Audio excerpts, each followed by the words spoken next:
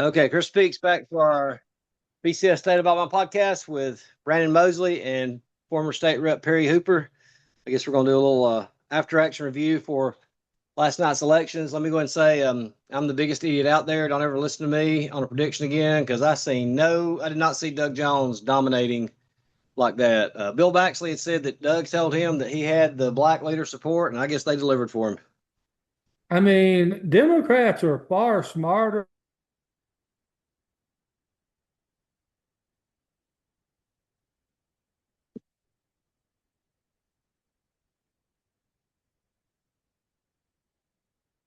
Tommy Tuberville was Doug Jones, so that he didn't spend a bunch of money and just be knocking on doors and going crazy in the primary.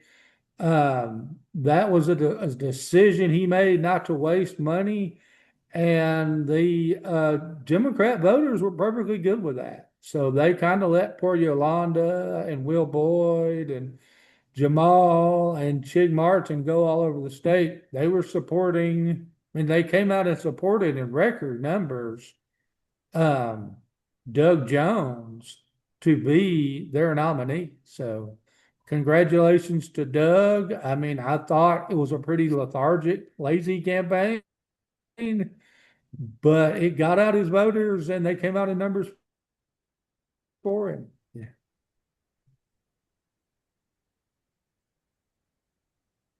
What'd you think, Perry? Well, and first of all, I don't really give a crap what the Democrats are doing. I don't think they really know what they're doing, if you know the truth. But I think we've got really good candidates. The ones that lost, I think, are good candidates, and hopefully there'll be a spot for them to run for at some moment in time. And it's just unfortunate when you have a lot of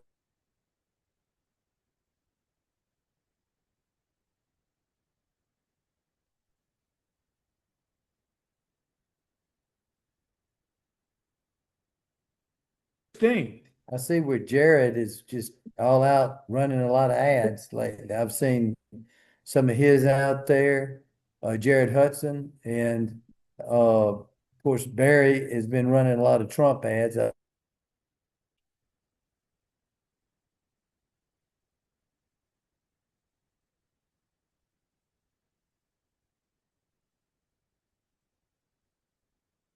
By about 2,000 votes. It was that close. Yeah. Wow.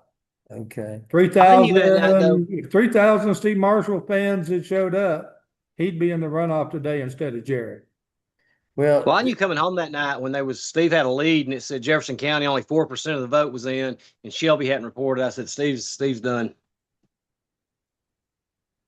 one thing about Jefferson County, what helped Jared is that he ran a pretty doggone good race for sheriff, and his name was out there. And I think that was a lot of his votes right there. Now, it'll be interesting to see what happens now. All I can say is that if I'm a candidate, I want to make sure I got that Donald Trump endorsement.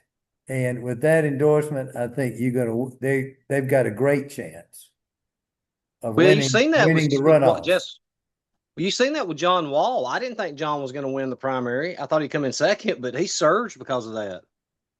Yeah, I'm like you. Everybody was saying that Wes was going to lead it and that John would come in like 8,000 votes short. You know, did you hear that last line? Yeah, come about 8,000 votes short. What did you Yeah, think, that's what Brandon? everybody thought. And then, but I'm just telling you, and I know President Trump is very happy to know what Alabama's done, and Yeah. the candidates will be working hard, every one of them.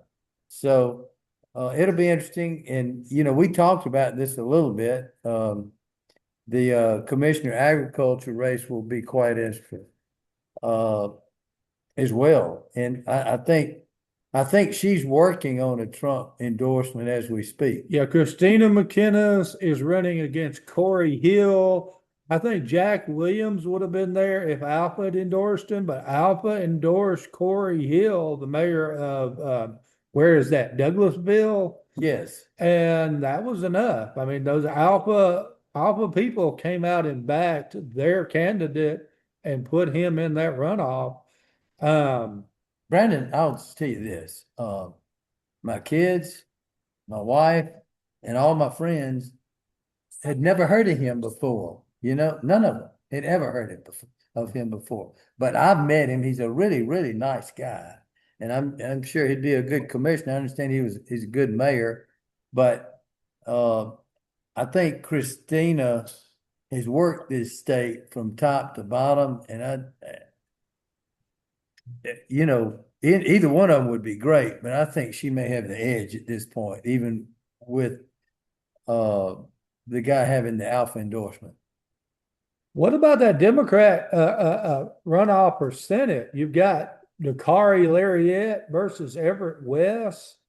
You got one who's more of a old school conservative Democrat, who's a pastor of a church, and then you've got more of a progressive, openly gay, Democrat, who's, supports, Mamdani in New York, in Dakari Lariat. Who do you think's going to win that? Well, first of all, the conservatives are all going to vote in the Republican primary. Well, I mean, They're not by gonna- Democrat terms, Everett West is pro-life and believes in, He might be, but today, the vast majority of Alabamians believe, and they're right, that the Democrats are way to the left. We've talked about this in the past. They're almost. But somebody has to win the Democrat primary runoff. Yeah, but I understand where Brandon's going with. He's talking about the old Joe Reed type Democrat versus this new left wing communist type that Dakari's got. I mean, maybe unfair to call Dakari a communist, but yeah, he would be more of a socialist. I mean, I kind of give him the edge because I think his supporters are going to be more emboldened. I think they're going to be more fired up than the Joe Reed group. But can Joe Reed turn the vote back out on June 12th for Everett? I mean, Everett had the most votes in the primary. And we had a lot of these media types talking about Kyle Sweetser, and heck, he didn't have any voters at all. What was the total Democrat votes compared to the statewide Republican votes? There was slightly more Republicans than Democrats. This was the strongest Democrat primary turnout since 2008 when Barack Obama ran for president. But now, I know Tuberville got close to, 475,000? And what did Doug get? I thought he got right at 300,000. Is that correct? I don't have numbers in front of me, but yeah, he had a lot more votes than Yolanda Flowers had last year. So, like Brandon pointed out the other night, if Tuberville had wanted to, he could have turned the vote out. If Tuberville would have spent $500,000 or $1 million, he could have ran that Republican vote number up if he'd have wanted to. Exactly. There's no question about that. But I mean, we had, Alexandria Ocasio-Cortez and, the Democrat House minority leader for the U.S. Congress were here, getting out the vote the week.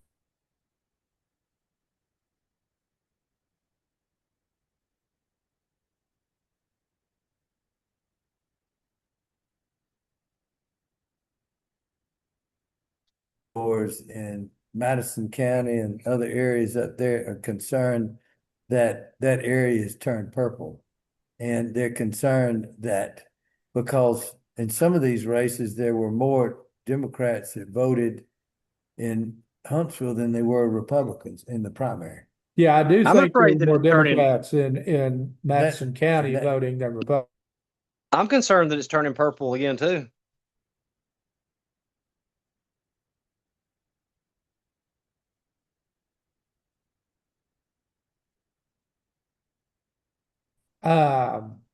But yeah, there's going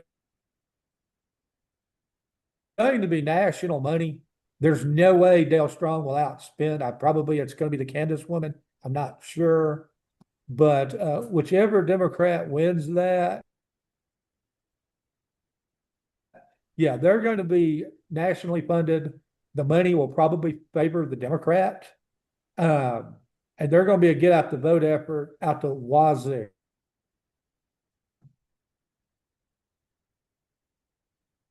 Is it going to be that close?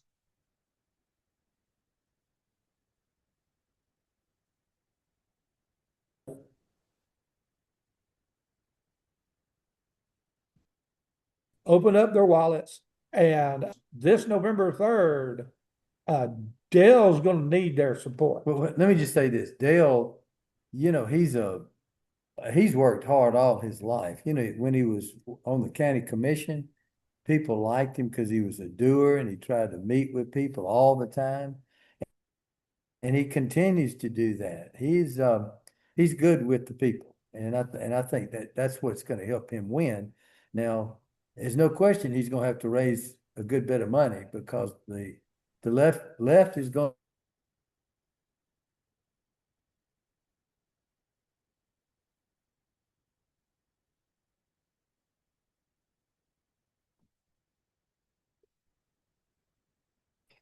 We can't, we probably need to mention the court decision today. Yes. The 3-judge panel. The 3-judge panel in Atlanta, but issued a ruling that is refusing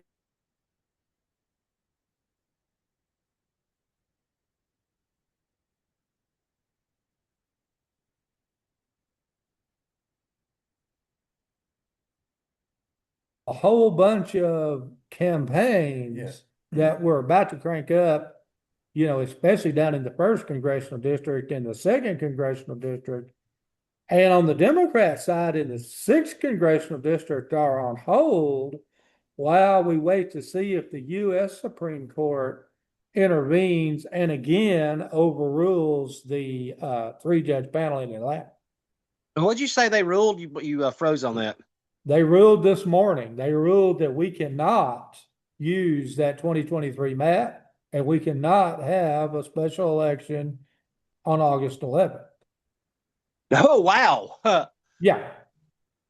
I was prepared to go into the candidates that are running in the 2nd and running in the 1st and all those. Yeah. I mean, we'll have to have another podcast on that because those primaries may be over if the 3rd-judge panel has their way. I may try to get Bill Pryor. He's a federal judge. I'm not sure. Where is he? He's in Atlanta. Unfortunately, we didn't get Bill Pryor. We got 3 of his buddies. Because he's on that. He's on the 11th Circuit. 11th Circuit. The full 11th Circuit may be asked to weigh in on. So I better not call him. Yeah. Better not talk to him. but let me tell you, he's a smart guy, and his ruling will be strong in my opinion. But I'm a little taken back that this 3-judge panel just not completely, but it looked like they went directly against the United States Supreme Court.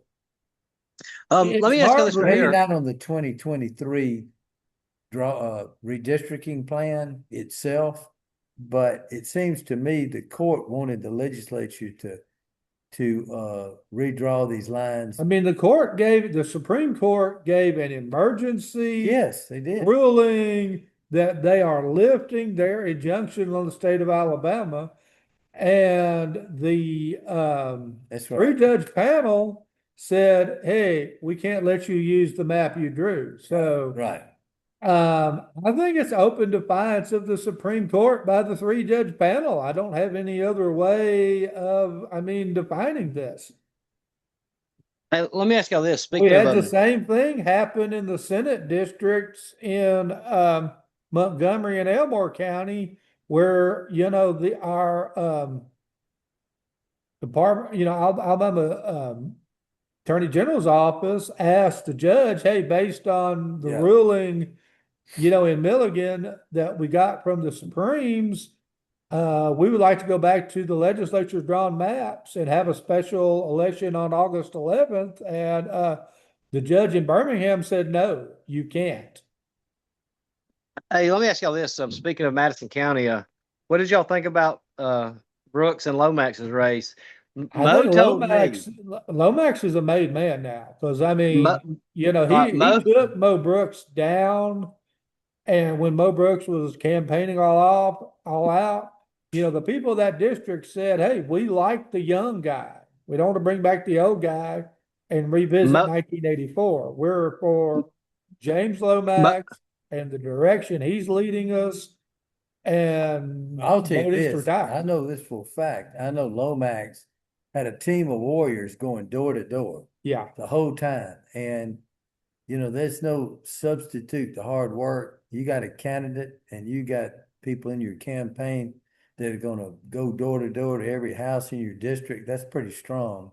And I think that coupled with maybe the district wanted a new young person with some fresh blood, that helped him.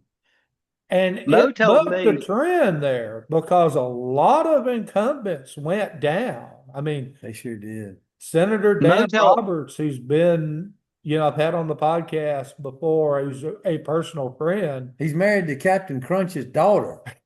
I couldn't believe it, unbelievable. Yeah, Dan Roberts was defeated. Yeah.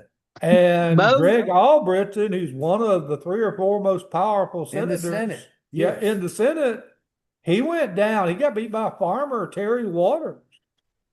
Mo told Jim me that he's Carnes. Yeah, never. Jim Carnes Jim was an Carnes. institution in Jefferson County, and Been there for 30 some odd years. yeah, I mean, he didn't get 40% of the vote in his own district. I remember he and I sponsored the voter ID bill when I was in the legislature. So Mo, he Mo had told a me. sterling record, but Representative Greg Pettis, he went down. yes, he did. Pettis, I mean, he was Yes. stout, good guy. Right. I mean, I thought he was probably, be a Homeland Security chairman in the future. The voters said no. We'd rather have somebody new. On the Democrat side, Wanlin Givan, who, I've had on podcasts in the past.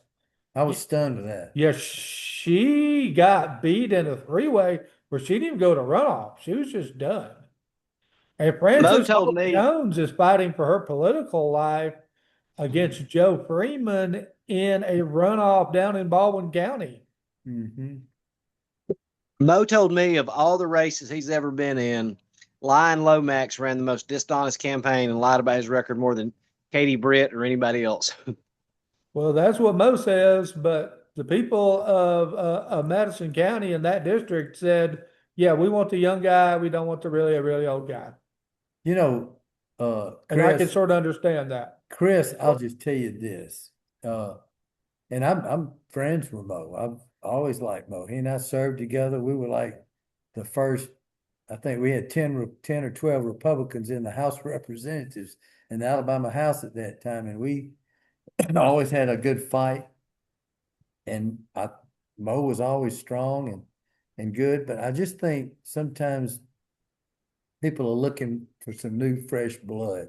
He's been there. He's been a congressman, legislator, County commissioner, DA. I think they just were looking for something new, and I think that's how. Well, and James in his one term did a good job. I mean, Mo. He's done a great job. I mean, Mo was hitting him everywhere you could hit him, and there really wasn't anything that stood out other than the gas tax where you could hit James Lomax. And let's be honest, Madison County needs roads out the wazoo. There's no way that Lomax could have bucked the governor on I think Lomax gas was tax, voted and on then that, Madison didn't he? County not got road money. I thought that was in 2018. Lomax was only in his first term. Yeah, you're right. You're right. Have we talked about the Attorney General's race? No, we have not. No, we haven't talked about that yet. What's your thoughts on that, Chris? I really thought Pamela was going to be in it. I'd heard so many people say it was going to be Pamela or Mitchell or Pamela or Robertson. I don't think nobody expected Robertson to overperform like that. I sure expected that Catherine Robertson was going to have the most votes. You do? Yeah. I mean, I never. yeah, was she going to be in the runoff? Was was Pamela going to be in the runoff instead of Jay Mitchell? I mean, I kind of thought Jay Mitchell's ads down the stretch were so bad that he was going Right. to drop to third and be out of the runoff. But no, he made the runoff. And so now it's him versus Catherine. But I mean, Catherine was the front runner when she declared, and she was the front runner throughout. You know who the first person she congratulated was? Who? Oh God, I can't remember what his name right now, but they've sent me pictures of it. He owns 2 casinos in Mississippi. Well, I mean, you know, out of the state gambling money invested millions and millions and millions of dollars in races all over the state. And in a lot of the races where they went strong, their candidates won. Yeah. Now, it didn't help Greg Albritton any, and it didn't help Pettis any. But, you know, money matters. And getting, you know, I mean, I find it annoying when I get 20 flyers for Bill Morris, whom I know personally, and you know, he's not responsible for all those flyers. Yeah. But I mean, you know, it tells, you know, if you weren't aware that that candidate is running for office, you didn't know who they are, hey, you get a picture of them in your mailbox every day, you'll figure it out. And so the money in most races, you know, big, like I say, Greg Albritton's the big exception. And then Danielle Duggar, whom we had on the podcast, you know, she unseated Matt Simpson. That was a case where the money decided was Simpson, and Alpha, for whatever reason, decided that he needed to be gone, and Danielle needed to be in there instead. Yeah, now Alpha beat out the gambling money there. Well, let's talk about the race. Who's going to win now, Jay or Catherine? Catherine's the front runner. She's had better ads. She's more photogenic. I mean, it was 2 women in there, you know, between them got about 2/3 of the vote. I think you've got to say Catherine is the Who's Casey going to endorse? I can't disagree with that. That may matter. With my private conversations with you, I can tell you this: she is not going to endorse Robertson. Now, she's not said she was going to endorse Mitchell, but she's not endorsing Robertson. Okay. Yeah, that's what my thoughts were. I think she's closer to Jay, and what I've heard from people, there's not a lot of love between those two, Catherine. But let me ask you this: do y'all really think those endorsements matter in a runoff as opposed to getting your voters back out? I mean, it's like Rodney Walker endorsed Barry. Did that bring, you know, 500 votes? I mean, Gene Stallings endorsed Wes Allen today. I've got an article on it. I'm like, love Gene Stallings. Does that influence my vote tremendously? No, not really.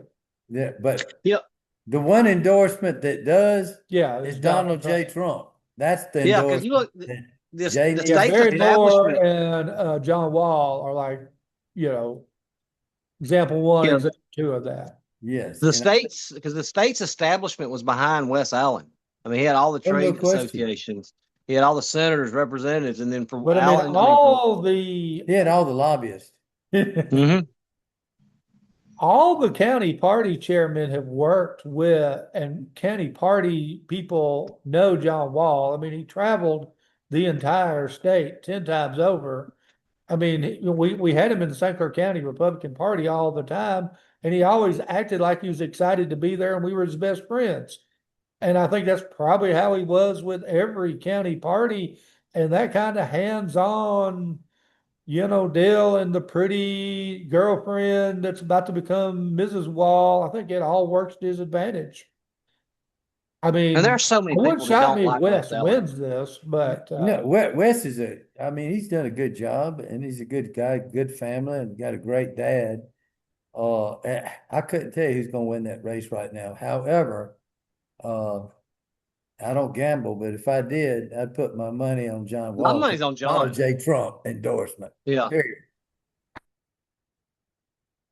And I mean, there's so many people that don't like Wes Allen. Not with me being the exception. gas prices drop about 30 cents a Yeah, gallon. yes. They dropped 10 cents yesterday. That would set up well for for John and I agree. Totally. John and Barry. And that's Did kind you of see the poll? Did you see the now? poll? There was a poll 1819 News had out today. It was like Christian Conservative PAC or something. It's a poll that favors Hudson, but had Hudson leading more, 41-40. I think most of the polls that we're seeing are garbage. I mean, I'll be honest with you. I don't think there's a competent poller based in Alabama at this time. I mean, who is that group? Is that a made up LLC name? Because I'm not familiar with I that. mean, it could be, I don't know. Yeah, it could be me or, me and two other people up there. It's the conservative, party pack of Alabama or whatever. It's, I mean, I can back in create Hudson. a software program to create a poll, and I can either call manually or have a computer do it. Does that really tell me anything? Oh, really? And That's pretty cool. most of the people releasing it have a reason for the results that they're for. That's right. So it's like, yeah, they may poll it 10 times and you'll release the one time that is the result they want to present. A lot of those are made up polls to try to create headlines and What do you bet that's produce what a Steve Marshall's result. campaign was doing early on? Well, now, What do you bet that's what Steve Marshall's campaign was doing early on when they had this polls? Steve has a double-digit no, lead. I believe that Steve had 37% support a year That's ago right. when he That's right. declared. And his problem was he never built on that. And over time, especially Jared and, another, to a lesser extent, Barry eroded into that. But he just missed being in the runoff by 2,000 votes. I mean, we all act like, his campaign was on life support for 6 months, but he Well, narrowly missed being in the yeah, runoff. but still, Yeah, but a he's win's a a win two-term and attorney a general. loss is a loss. People aren't going to be And thinking. They're just not. It's the race right now. I don't know if the attorney general is going to get into an endorsements at all. But if he wants to be a U.S. attorney, I imagine he's going to support Barry. What do you think? Yeah, I would probably say so. That's all I'll leave it at I that. know that endorsement is the most valued. Again, I don't know how many of the Steve voters are going to be swayed I'm just by telling the you, Steve endorsement, but yeah, obviously, I think it could, in this situation, he had a segment that loved him. And he yeah. can turn those out if he asks them, in my opinion. I kind of think the kind of people that voted for Steve Marshall are the people that vote for everything and are, extremely knowledgeable Republicans. I think those are the kind of people that vote. I agree with Perry on that. I just think it's going to be a smaller turnout, and I think in a runoff, Oh we're yeah, just a focused on. runoff's always a smaller turnout, It's gonna and be then those- you've got all the confusion of the December 11th deal. I mean, August 11th Now, do deal, you think this, which may or may not do be. you think the smaller turnout helps Barry or it helps Jared? What's your thoughts on that, Chris and Brandon? I mean, I don't know. I mean, like we talked to Dakari the other day. I asked him, "Are you trying to build on that, or just turn your people back out?" I think in the runoff, the most important thing is to turn your people back out. And if you can because if you look, everybody's vote totals always drop in a runoff. Yeah, And if vote you can get totals them, drop at the runoff, but I believe it helps Jared. I mean, Jared is sort of a movement. I yeah, I mean, won't disagree with more that. intellectual voters, they're trying to decide, is Steve have the experience or is Barry's congressional experience better? Who's more conservative? Yeah, I mean, with Jared, he just looks really good with his rifle walking up that hill. Yeah, I know. And I yeah, mean, that's it. his ads, it's an emotional appeal. It's not a real intellectual appeal. I think that kind of emotionally charged I voter, agree. yeah, Yeah, I agree with that. that fires you up. And there's enough of those commercials on TV that you're definitely seeing them if you flip the thing on at all. Yeah, I think the low turnout helps Jared. Now, does Donald Trump intervene? I mean, I still think Barry is the favorite to win this. It wouldn't shock me at all if Jared pulled this upset though. Well, here's the I thing. mean, Katie Britt is backing Jared. Well, you got Katie, but you also have a host of a lot of wealthy Mount Brook women that are, they put their money where their mouth is, and they're all out there for Jared right now. That's how he's getting all these ads. And there's a lot of Republican voters in Jefferson County. And I mean, they love Katie, but they can't get over the fact that she's from Enterprise. Barry and Katie are not aligned, but they're both from Enterprise. The governor, Tuberville is from Auburn or Florida. Arkansas, but he's not from Birmingham. The soon-to-be governor. The existing governors from Wilcox County. I mean, it's been a while since. I'm trying to. I guess Shabo Wagner is probably the most powerful person from Jefferson County. I'm thinking that Birmingham Shelby County group is feeling neglected right now, and they want one of their own in the governor, in something. And so I think that helps Jared.